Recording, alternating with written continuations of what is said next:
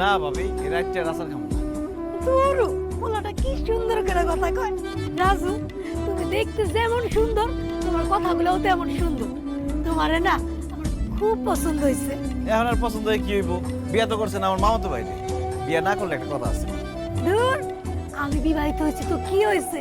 আমার আনমেরেড চাচাতো বোন আছে, নাম ডলি। দেখতে পুরো আমার মতোই সুন্দর।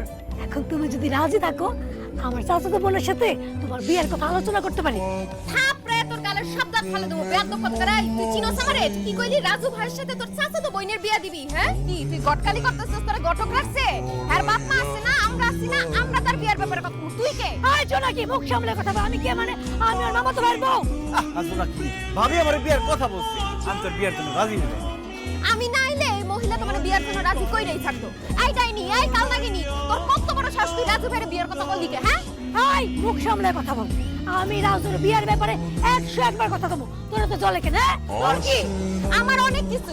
শোন, আজকের পর থেকে তুই রাজু ভাইয়ের সাথে বিয়ার কথা কস, একদম জিব্বা টাইনা ছিঁড়ে ফেলাম।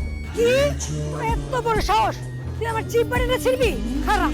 আয় ছিড়, আয় আয়।